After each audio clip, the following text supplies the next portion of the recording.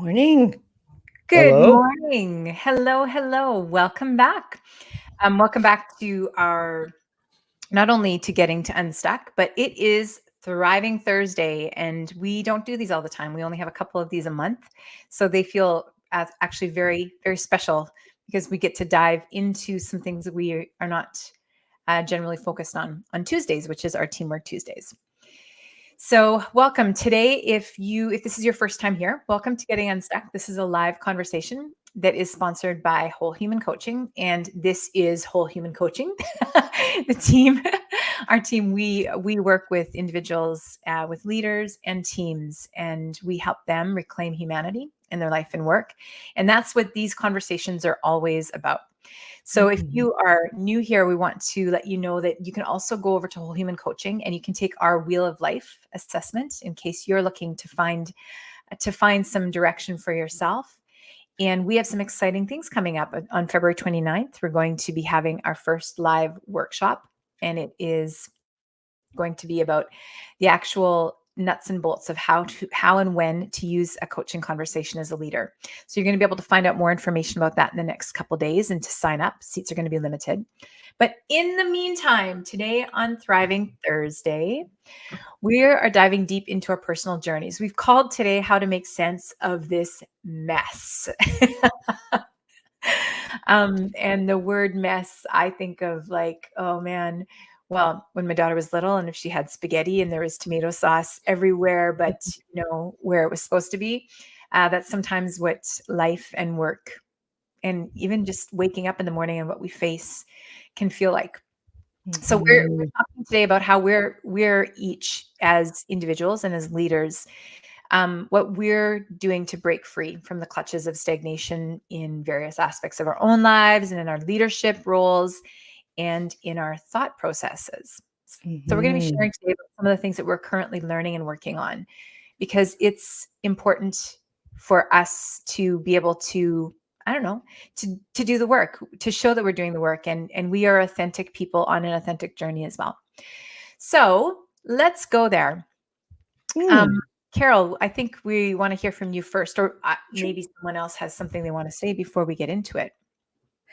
Well, one aspect of this that was really interesting as we talked about presenting this for our audience today was how often we also have different ideas. And part of the wonderful synergy that happens between the three of us is having the room to share our ideas and have a little discussion about it, a dialogue about Yeah. what how does that work? Or I don't know about that. So I think each of us brings such a different lens and perspective, which is really what balances us. Sure. And I started thinking about what I have been working on the last while. What keeps coming up for me is, especially in the lens of community and relationship this month, is around kindness and belonging. And I have read and referred to in my work a book by a woman called Toko Pa Turner, and her book is called Belonging, Remembering Yourself Back Home. And she refers a lot to the innate wisdom and knowledge that we forget in our common and current world. And it's because most of us, to be honest, we're not raised with grandmothers, aunties, people around us that remind us of who we are and give us some of those stories and tell us the mythology of our family history. So one of the pieces that Toko Pa Turner invites people to do, and what I've been doing, is looking at what is my inner well. What do I draw upon when things are challenging or tough? And this is really my area of growth, because I'm an intermittent meditator. I admit that openly. I'm probably a more common mediator than I am a meditator. And it's not a practice that, I feel like I should do. It's on my list, but it isn't a common practice for me. So I'm looking and learning, and this is my learning for taking a look at it this month. What is it that will be a tool for me to help me remember to be kind and compassionate?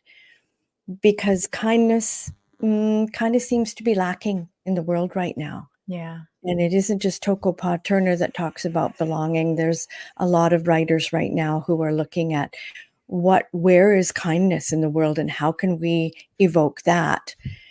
And I think even in our conversation that led up to this program, we had some different thoughts about who we should be kind with and why. Yeah.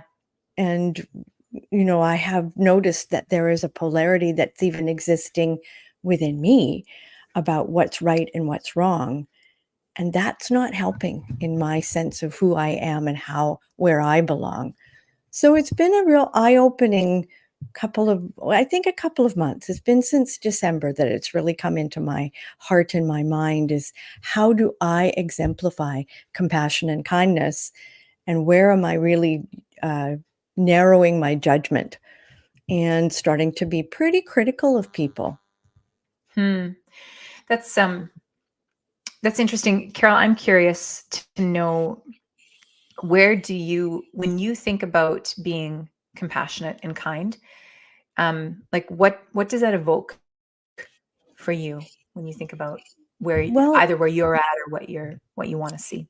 there's the easy ones, right? Who I can be kind and compassionate with, Yeah. my circle, my family, my people. And where I'm really challenging myself is where can I be compassionate for people who I have perhaps a visceral reaction to, a Mm. negative reaction to? And do they deserve my compassion and kindness too? Mm. Oh, Oh, that's an interesting word that you just used right there, right? Like, do they deserve my compassion and kindness?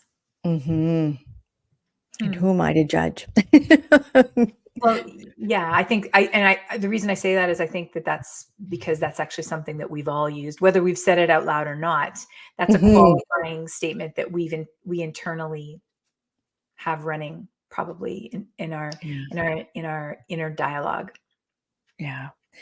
So my challenge is to consider the statement, the beautiful statement of that may all sentient beings be free of suffering, Mhm.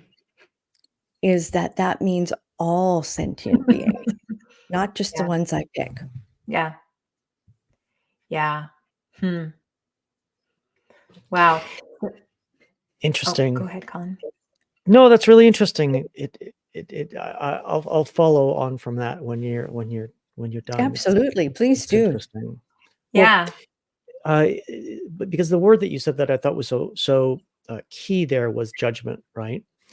And I think, judgment comes from our learned experiences, of course, right? And Mhm, what we absorb and what we read and intuitive reactions and things like that. But I think I think for me, when I began to see in recent years the sort of the division being created in our society, in our culture, and this sort of remember in the past when things were true or not, and it was much more black and white, and you seemed to be able to make sense of it all, right? And mhm, you could learn about something or someone or an experience and then make, that judgment call, right? That you were speaking about.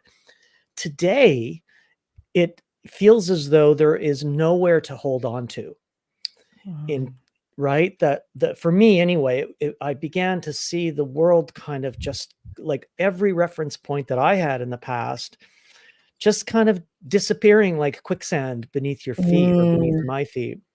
So what I've been doing is really working on sense making, right? Uh, so I've started to dive into history a little bit more, mhm, into geopolitics a little bit right, more, Mhm. into looking at mega trends, like what's happening at 30,000 feet that might be affecting my day-to-day work and play and business and relationships and judgment, right? Or mhm, evaluation and analysis.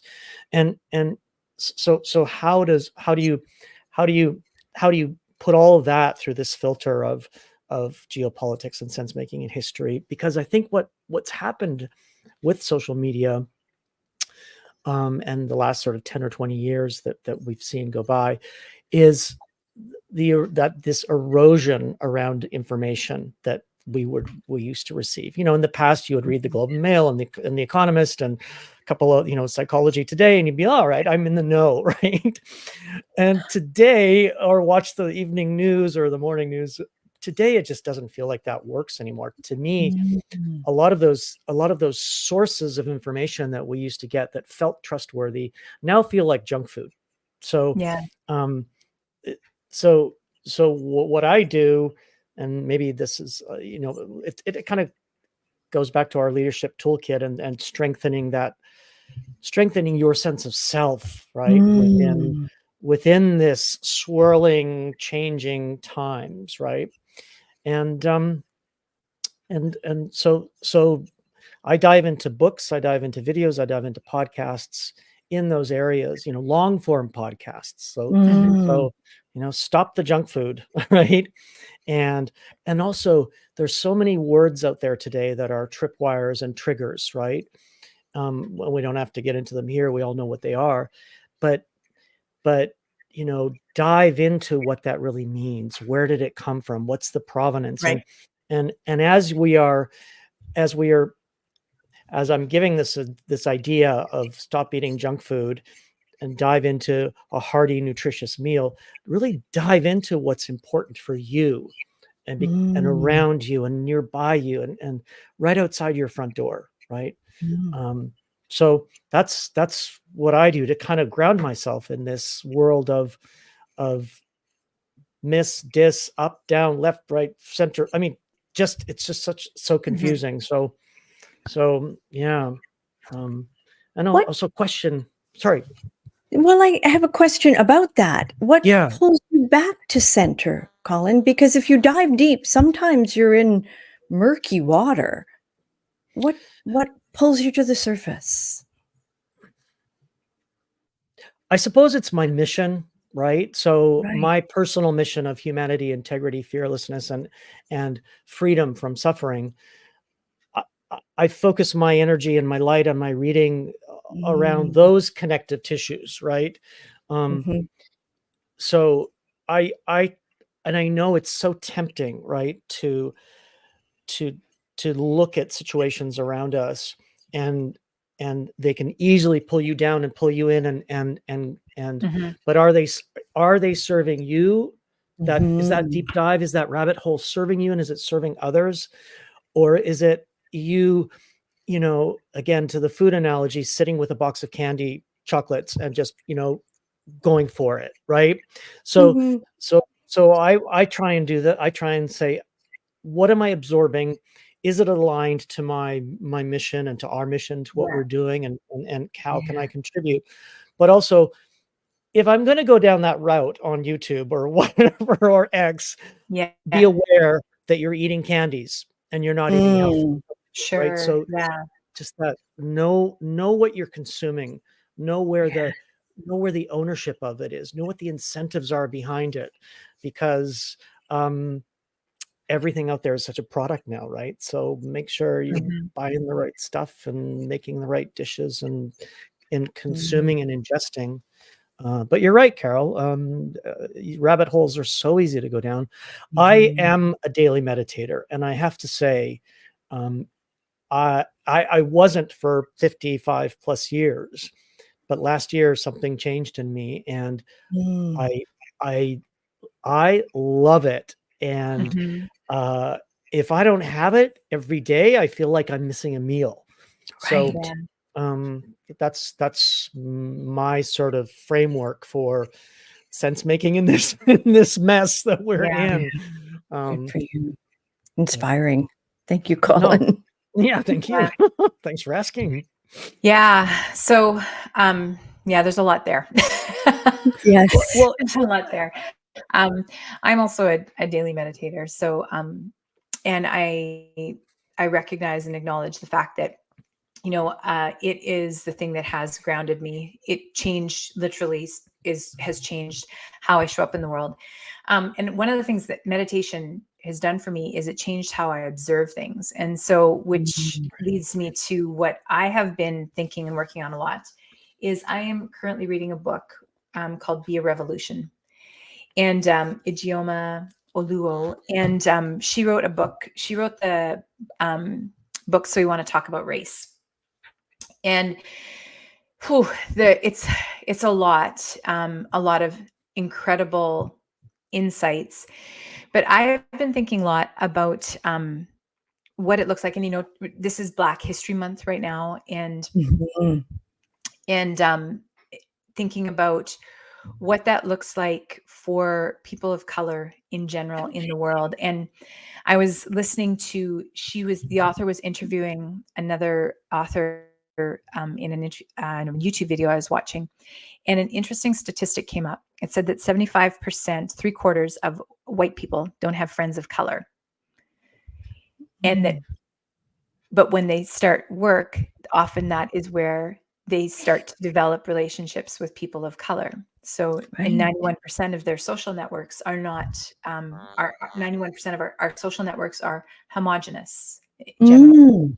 with white. Mhm. So it's really fascinating to think about in general when we think about the broad, the expansive work of diversity and equity and inclusion and what that looks like. Mm. And always we talk about here about restoring and reclaiming our humanity in life and Yes. work, and thinking about what it looks like for whose voices are at the table. So Mm. in regards to race, in regards to if there's any if there's any ableism that is happening, if everything from thinking about our actual workspace to the voices and the people who are the decision makers, and what it looks like to actually, it's one thing to say we have a safe space or to say we're a safe person, but how are we being held accountable to being a safe person for someone else? Mm. So this is the question that I'm coming to in myself, is asking myself, um, how am I actively working to be a safe person and to be a safe place for other people? Mhm. And it's interesting, once you start to decide that you're going to actively look for opportunities and look for ways, you start to recognize how you have made assumptions about how things go, how our culture Yeah. works, how um, the systems that we're a part of, and you start to realize how you're contributing to it. And you have I have a moment where I am realizing that what is it going to mean for me to be that change showing up. Mhm. So that's Mm. that's a lot of the work, and it's not just this month. I mean, this is like a lifelong work, let's be honest. Yes. But What's it the is, answer, Crystal? What well, the answer is that what's your I'm answer, for you? yeah. So one of the things that I have noticed is that, so in terms of a lot of things, because when it comes to equity and inclusion, I am a cisgendered, um, white, visible white woman. Even though I'm Indigenous, I'm a cisgendered white woman who is able-bodied. So Mm. sure, when I don't know if you've ever seen, actually, I think it's the government of Canada does this thing where it's like the circle of what is the word called? The circle of privilege, or like Oh, the yes. degrees of privilege, and you can go Mhm. through and see where you are to the obvious center Mhm. of what privilege is, and recognizing where I am, and asking myself, how can I be more accountable for where I am, but how can I also leverage where I am? Like, how can I be Mm. more to speak up, not speak to, but to speak up and amplify the voices and the stories, and make the space for to truly create. If we say we want a world where that everybody feels safe and that everybody's held to accountability for their actions, what am I doing? It's one thing for me to say that, Right. and to believe, say yes, I believe that, but in my actual actions. So there's been different areas where I'm like, that's just really interesting.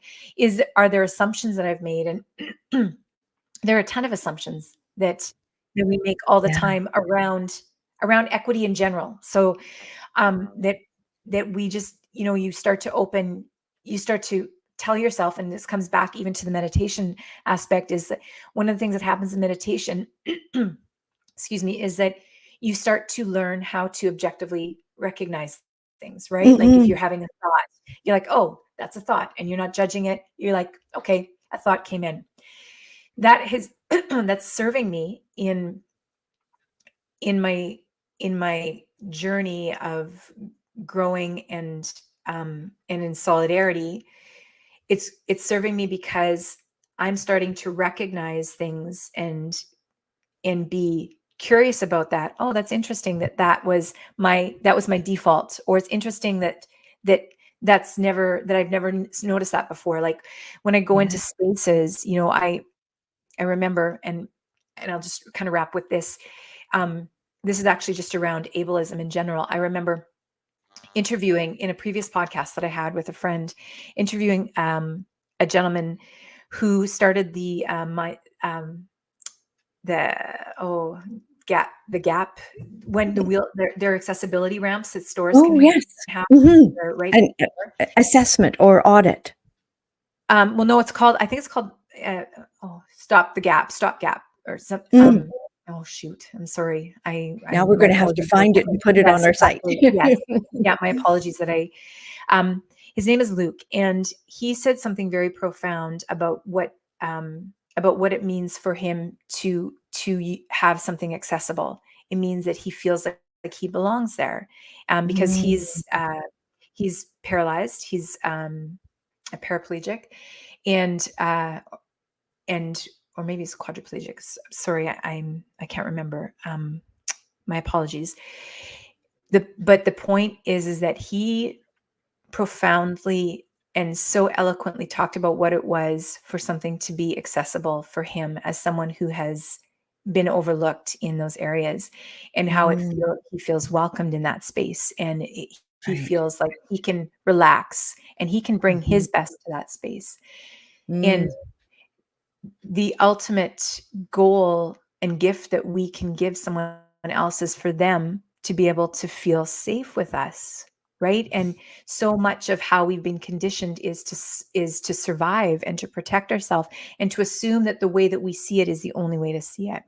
So I guess Mhm. in short, I am in an uncomfortable, exciting space where I am asking myself some very difficult questions about what have I accepted, and what am I willing, and what am I not going to accept anymore in how I'm showing Yes. up in the world.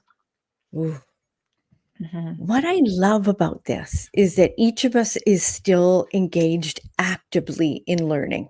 Mhm. And Mm. that what I love about our trio is that we continue to do that and feed each other and nourish, Yeah. hopefully, other people and with provocative thoughts and ideas, Mhm. because that's really how this grows, which is what I love about this dialogue being shared broadly, is questioning, "What am I learning, and how is it Right. nourishing me?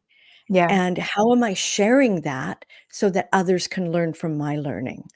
So that's why everything that we're doing is so important to me, and I think Yeah. to humanity. Yeah. Yeah. Mm. Yeah. Learning, kind of learning out loud, in learning and accepting accepting that um accepting the fact that you want to be held accountable for how you didn't know what you didn't know, but now you know, and now you can do Yes. better, right? Like, isn't that kind of Mhm. what that's what we desire in our leaders, right? Like sometimes I think when I hear an interview with a lot of politicians and they're like, did you change your mind? And I'm like, you have the most amazing opportunity to say, yes, I was wrong. That's really just what, like, what would that do to build trust for people? Right. Yes. So Yeah. what an interesting time. Politicians and trust are kind of an oxymoron, but that's that's a different story. A Yeah, different topic it for a different Yeah. day. another But topic, yeah. yeah. So, yeah, so I guess the exciting and raw piece about this is that we are learning out loud right now, and we're continuing to do the work. And as leaders, we choose to do the lifting, right? That's the difference. Like, especially in all the spaces that we're working in and the people that we work with, if it's my individual growth, then I choose to do the lifting. I don't expect someone Mhm. else to do it. I don't expect someone else to teach me about all the harm that's been done to them. That is not their role. My role as a Mhm. leader is to do the work internally, because that's how we grow, right? Change happens when we choose it, not when it's forced on us. And that's the beauty of what we're doing. And that's the beauty of even and what a lovely segue, kind of to wrap up, coming into at the end of this month, our live workshop that we're doing. That's what it's about. It's not about Mhm. coaching, is not about forcing people to change. It's about calling them into what they decide, how they decide to change, and what's available and what's possible. Mm. Mhm. So don't forget that to keep your eyes out for the information on that. And if you have, thank you, Colin and Carol, for sharing Thank what's you. going on with you. Yeah. If Mhm. you have enjoyed this conversation, we invite you to, first of all, go back into the archives and like and share, because there's a lot of good stuff there now. This is our 21st episode, so we're getting some serious resources piled up there. Don't forget also, if you are interested to learn more about us and our work, you can find us at wholehumancoaching.com. And on all of our socials, you can find us at Whole Human Coaching. Thanks for joining us. Have a great day ahead. Thank you. Have a great day. Bye bye. Take care.